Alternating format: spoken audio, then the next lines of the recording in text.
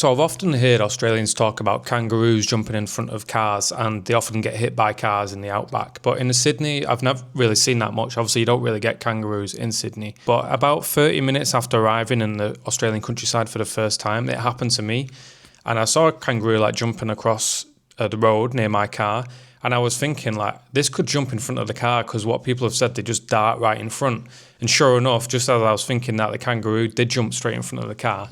Thankfully, I was going slow because I was kind of preempting that it was going to do something. Yeah, this was the first experience I've had in the Australian countryside. I'd just arrived at that point. Yeah, I've lived in Australia for 3 years now. Recently, I've started to really want to see more of Australia. And outside of traveling up the East Coast a little bit, I've not done much travel in Australia, and I've certainly not been any further west than, say, the Blue Mountains. This last weekend, I drove 4 hours into the west, into Mudgee, in the kind of wine districts of New South Wales. And in this video, I just want to talk about 6 things that I noticed about life in the countryside compared to life in the city, things I enjoyed, things I just found different. And so the first thing I noticed, that life in the country is a lot more laid back than the city. So before I come to Australia, a lot of people talk about how laid back Australians are, but living in Sydney, where it's very busy, it's very expensive, very competitive city, you don't really get that sense at all, really. But in Mudgee, I definitely got that taste of a slower pace. And on our first night, we went to a winery. It was really quiet. It was an amazing place, like incredible views, really good food. And was driving back what would be like rush hour time on a Friday, so around like 5, 6 p.m. So I was expecting like quite a lot of people on the street. It's going to be busy, roads might be busy. There was just no one around. There were people around, but like a low level. The streets were really calm and quiet. And it was just, a really relaxing place to be. And it was a nice kind of change of pace compared to what the Friday night would be in Sydney. The second thing, that wildlife is everywhere. And to be honest, like living in Sydney, I think we live really close to wildlife. You hear a lot of birds, you see a lot of animals and things like that. But it was a whole nother level being in the country, because we was actually on an olive farm. So as we drove in, I probably saw about 10 species of birds that I'd never even seen before, like bright green parrots, all sorts of birds and bird noises I'd never even seen.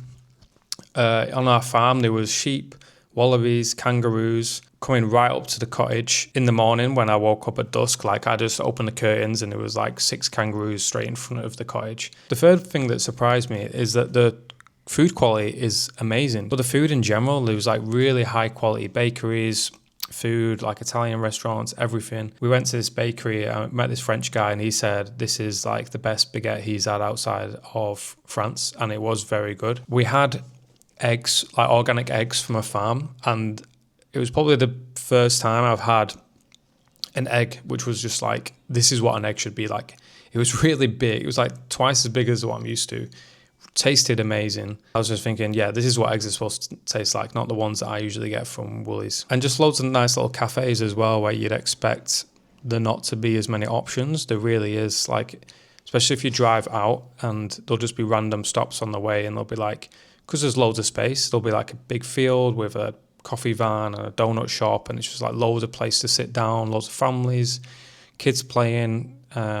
Just a really nice place to be. The next point is what I've just kind of touched on, is the wineries, but also like how relaxed it felt in there. We went to a winery on the Friday night, and we were there around 4 p.m. We were the only people there, and I'll put some pictures up of how nice this place was. It's probably one of the most picturesque places you can ever imagine. And just so much space to have to yourself, to enjoy, really slow, really relaxed atmosphere. I know that in rural Australia, there's a lot more popular winery spots, like in Hunter Valley and things like that. So I think I've got a bit of a taste for it now. I'd love to go to those places as well. The next thing is around hiking and nature. We drove, I think, around an hour outside of Mudgee to go to, I think it was called the Drip Gorge. And we didn't see anyone else there when we was there. Again, how quiet it was, but also how well maintained it was. Like, they had toilets, they had a path, all the signage. Even though it's in a very rural place, there's no one there. And then the last point is just being around the Mudgee town centre itself. It feels like everyone kind of knows each other, and there's a lot more community kind of spirit. You'll see just people talking, catching up in the bakeries and the cafes and things like that, and you get the sense that people know each other and, see each other regularly. And I miss that in the city. There's a few places that we'll go to often here, but we don't really have that rapport with the staff or anything like that. But we went to a few cafes, a few pubs where people clearly know each other by name, the customers by name, and they're like, oh yeah, I'm going to come in on the weekend. So yeah, reflecting on it, it was a very good trip, and it really gave me a taste for wanting to travel more in Australia. So if you have any recommendations of where I could go next, where I could explore, please let me know in the comments.